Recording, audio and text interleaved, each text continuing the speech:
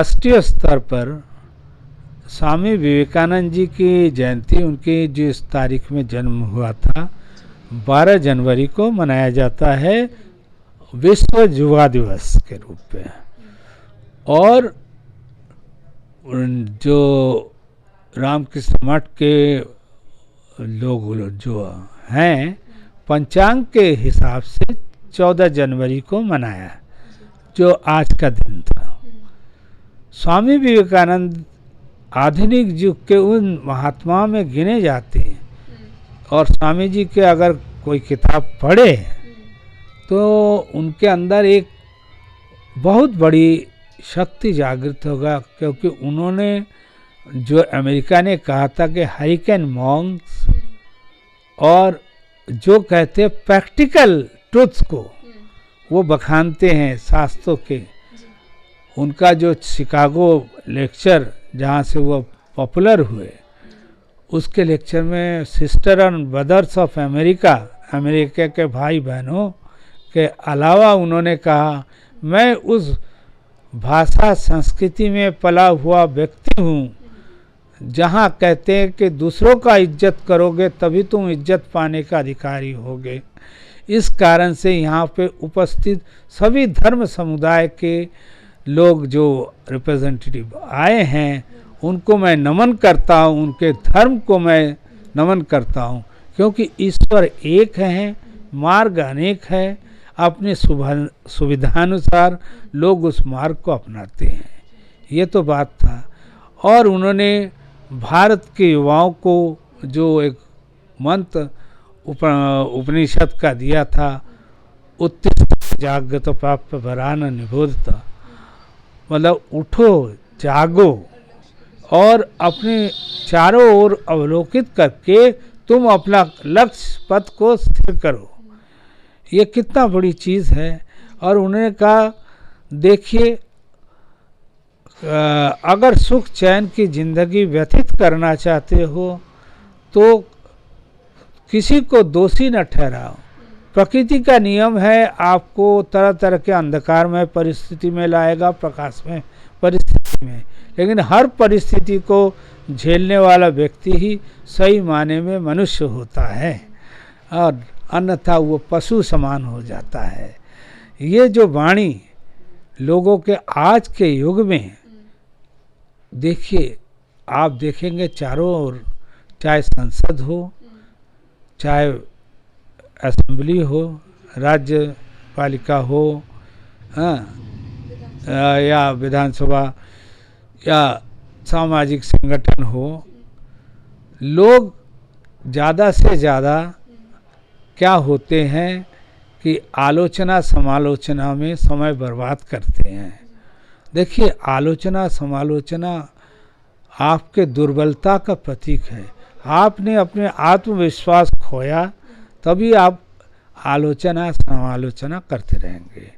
मनुष्य कभी अच्छा करता है, कभी बुरा करता है, लेकिन मनुष्य की अच्छाइयों को ग्रहण करिए। यही चीज़ दिन प्रतिदिन आगे बढ़ने से भारत की राजनीति क्षेत्र भी डगमगा रही है। यहाँ से राजनीति नाम की चीज़ खत्म हो गई, क्योंकि प्रेम नीति नहीं है। भले ही कोई ज़्यादा मत से जीत रहे हैं, लोगों में वो जन जागरूकता नहीं। स्वामी विवेकानंद जी का और एक बहुत बड़ी चीज़, बी एंड मेक, स्वयं बनो फिर तुमको देख के दूसरे बनेंगे। तुम दूसरों को बनाने के चक्कर में अपने को बर्बाद न करो।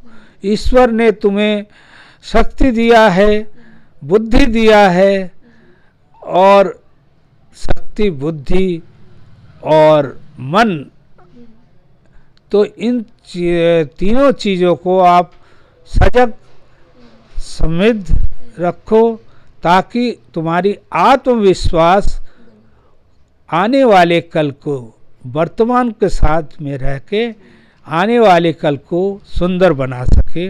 और तुम अगर स्वयं भ्रमित हो जाओगे तो फिर इस समाज का निर्माण कौन करेगा।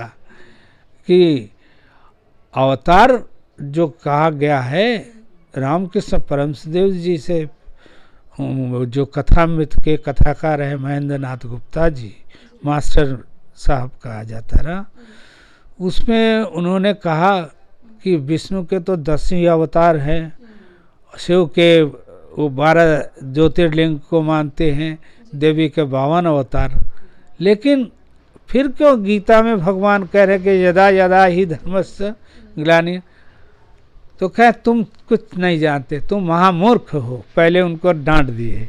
फिर कहें कि हर जीवों में शिव बसते हैं, शिव मतलब आदिदेव भगवान, इसीलिए विश्वनाथ कहा गया। हर जीवों का सेवा करना, सुरक्षित रखना तुम्हारा पुनीत कर्तव्य होता है। अगर इसको पूरा कर सकते हो तभी तुम्हारा जीवन सार्थक होता है, तभी तुम भगवान की कृपा दृष्टि पाते हो। ये तो रहा स्वामी जी की बात। और ये जनवरी महीना कहने में बड़ा गर्व लगता है, एक मकर संक्रांति का उत्सव, सूर्य मकर राशि से कर्क राशि की ओर आगे बढ़ता है, उत्तरायण, दक्षिणायन से उत्तरायण पे।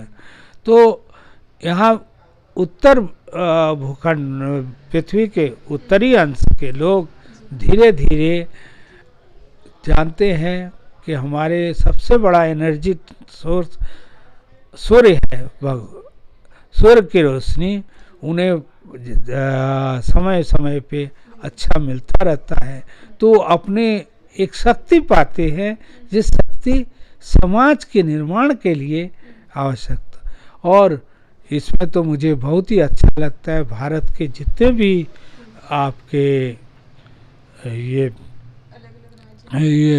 सांस्कृतिक पूजा पाठ जो भी होता है, तो वो सभी प्रकृति के पुजारी हैं।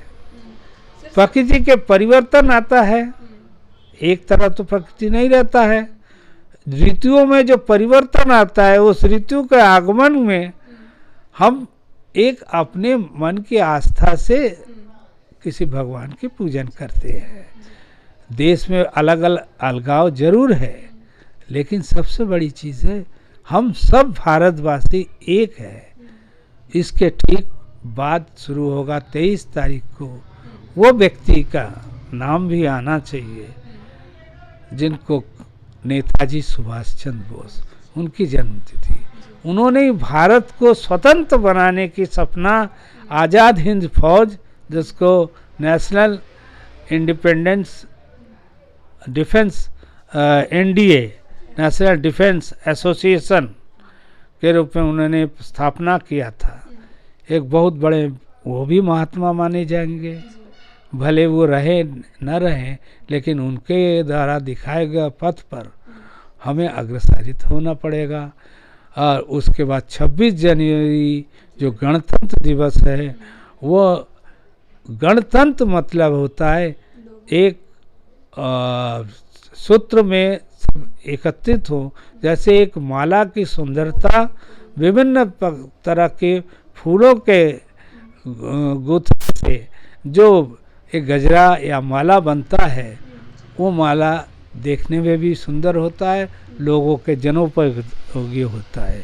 इसीलिए आदर्श गणतंत्र उत्सव तभी हम मना सकते जब हम मन वचन कर्म से स्वतंत्र मानेंगे, अपने को शुद्ध मानेंगे और सत्य का मार्ग को अपनाएंगे, न किसी का नुकसान हानि पहुंचाने की इच्छा रखेंगे, न किसी को देख के अपनाएंगे नहीं।